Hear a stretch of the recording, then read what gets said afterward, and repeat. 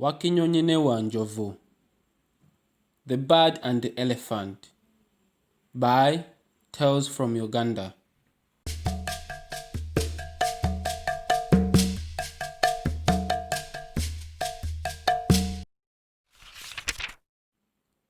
Wakinnyonyi ne Wanjovu.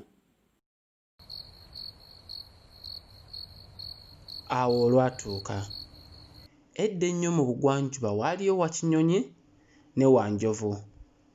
Ab'emikwano bano ababiri baali balimi era baali ba mikwano nnyo ddala. Baasisinkananga mu nnimiro zaabwe okunyumyamu emboozi oluusi n'okusaaga. Lwali lunaku lumu, Wakayima aba ayitaayita n'asanga Wakinnyonyi ne Wanjovu nga bakuba empaka nga bagamba ani yali asinga eddoboozi. Ne basimbawo awo ente kkumi, ne bagamba asinga eddoboozi ente zino yajja zitwala. Munnange nga bagamba enkeera tugenda kujja tugezese amaloboozi gaffe tulabe eryani eryali lisinga nnyo eryali lisinga okuleekaana. Munnange nga bakkiriziganya. Enkeera baamala okulima nga bajja bonna wamu n'ebisolo ebirala byonna nga bibeerawo ng'abajulizi nga bakkiriziganya nti kaakati tugenda kubeera wano tutume abali ewaka ewaffe batukolere emirimu. Bwe tunaaba tuzzeeyo waka tulabe waka w'abaani awanaaba bawulidde eddoboozi era nga bakoze bye tunaaba tubagambye nga bakkiriziganya.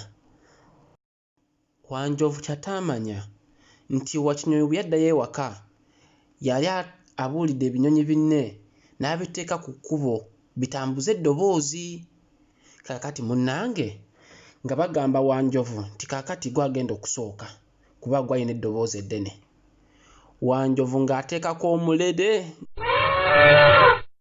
ng'aleekaana ng'amaliriza. Kati bwe yamala ne bagamba kaakati Wanjovu amaze kati egwe Wakinnyonyi. Wakinnyonyi naye munnange n'ayogera byali alina okwogera awo. Naye nga gy'omanyi nti ekinyonyi tekirina ddoboozi ddene, kati ebinyonyi biri byonna byali ku kkubo byatambuza eddoboozi mpaka waka wa Wakinnyonyi.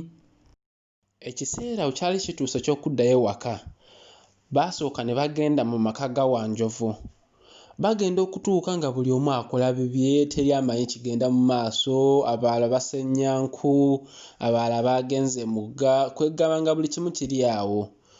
Wanjovu n'anyiiga nnyo kubanga ekitegeeza abantu tebaawulira mulere gwe. Munnange nga bagenda ewa Wakinnyonyi. Bagenda okutuuka ng'oluggya baalweze, abantu we bali awo abaaniriza abagenyi, buli omu musanyufu nga baakoze ddene n'ekijjulo. Ekitegeeza ng'eddoboozi erya Wakinnyonyi lyo lyatuuka era ng'ebintu byali abagambye bakole nga baabikoze dda. Munnange nga Wanjovu bamujjulira.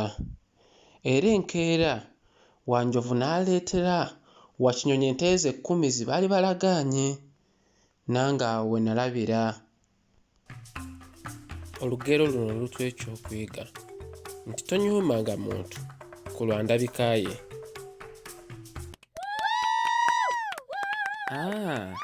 Mwayagala mbasomere mu Luzungu kati?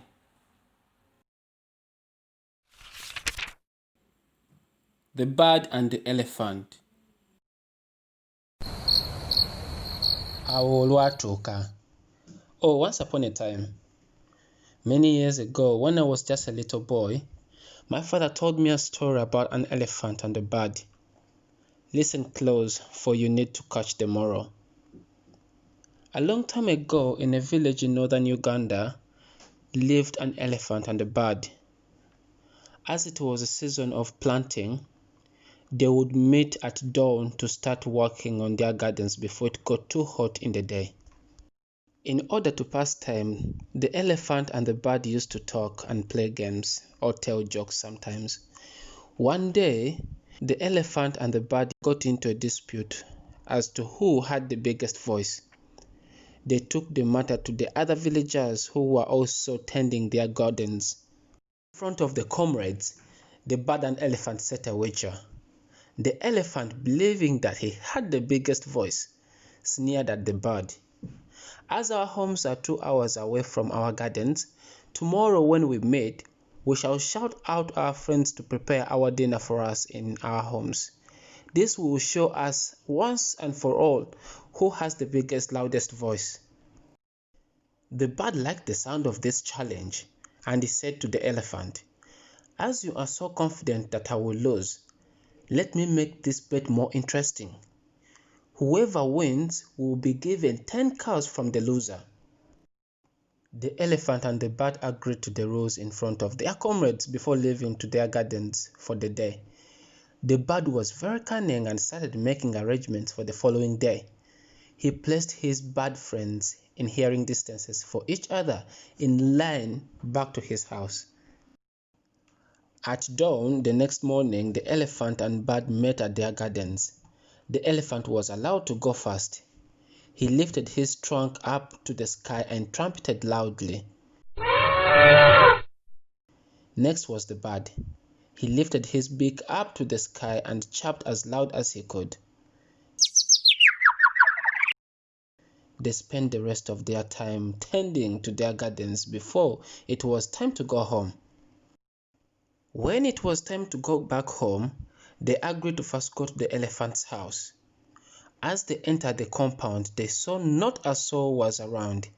It was empty. One was fetching more firewood, the other was getting water, the other had gone to the market, not expecting any guest to arrive.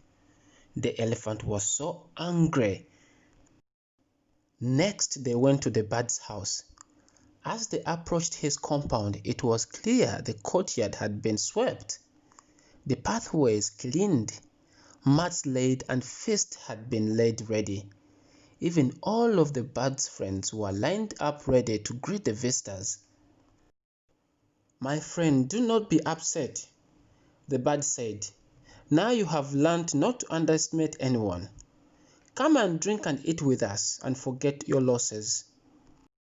The next day, the elephant handed over 10 cows to the bird and thanked him for teaching him an important lesson. This is the end of the story. And as we say in Luganda, Nangao wenalabira.